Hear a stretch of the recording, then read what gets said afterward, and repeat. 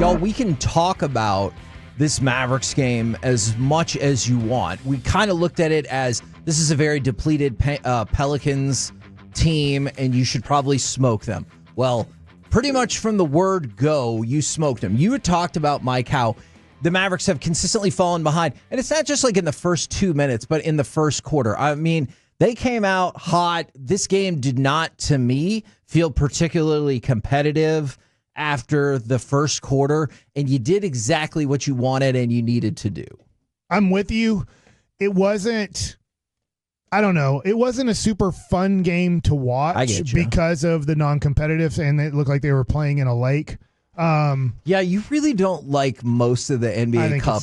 I think it's an absolute joke, and I think they're all lying because the NBA does a good job of telling their broadcasters and everybody around them, this is big. This is awesome. Make it big. Make it awesome. Yeah. And in a way, I think that the broadcast team and everybody's doing a good job of doing what the NBA wants. I think that most people think it's a load of crap. But they're trying to promote something to see if it has any type of legs on it to be like, does this Emirates Cup or whatever it's called, does it, like, can we get it going? Like, does anybody remember the Lakers' successful season last year because they won the stupid cup? No, nobody remembers. But they're trying their best to promote this thing with jacked up courts that look like they should be on Nintendo or whatever. Right. I will say last night, Adrian I turned the game on and she goes, oh, is this one of those cup games? And I was like, yeah, and because she saw the court. So that is a signifier that you're like, okay, doesn't feel like there's really anything to us, but other people are like, oh, is there something else on the line tonight? Mike, for whatever it's worth, maybe closer to their like young target demo, Brandon really liked the Celtics court because we were watching some of the Celtics Cavs. So I think it is for teenagers totally care for who them are video gamers. Yeah. Oh, yeah, it's definitely because, on NBA 2K. You know, you can, I think in 2K, when I walk by them, my son's playing those games, you can jack up the court. Yeah, absolutely. Yeah.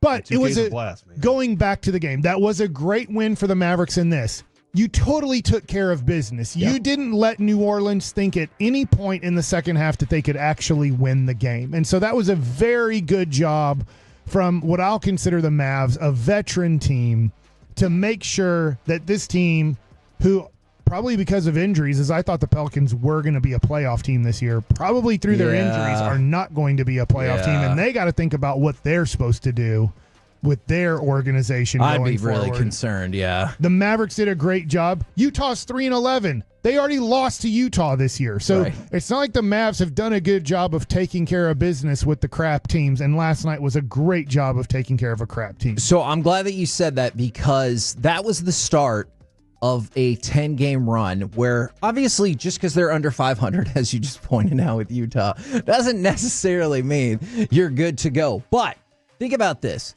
That kicked off a stretch where New Orleans was 4-10. And when all this started, Miami was at 5-7, Atlanta 6-8, Utah 3-10, Portland 6-8, Washington 2-10, Toronto 2-12.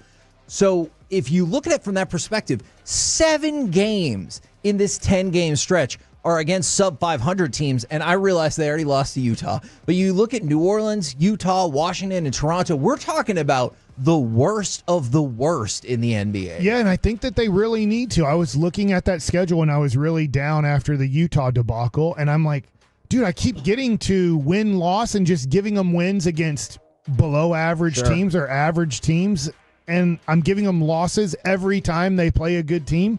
And I'm like, you're going to get to mid-January and be 500. So they really need to take care of business against these bad teams and then be better than I think they will be if I'm going to be, hey, every time they play Golden State, they're going to lose. Every time they play Oklahoma City, they're going to lose. Obviously, that didn't happen. They already beat Oklahoma City in a game that I thought that they were going to lose.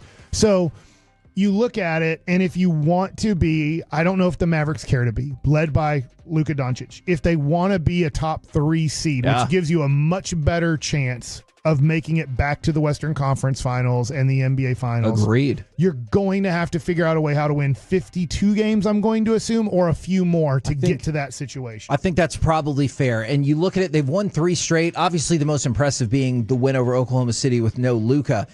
Your next game against Denver clearly is going to be more challenging than the rest, but then you've got just Denver's better than most of the rest of the teams in this stretch, but you just look at Denver and New York and Memphis, depending on how good you actually think Memphis is. And it just matters who's healthy on their team at that point. But those are the only 3 games that I'm like, man, we shouldn't be able to really win those games. I think you should really be able to win the Memphis game.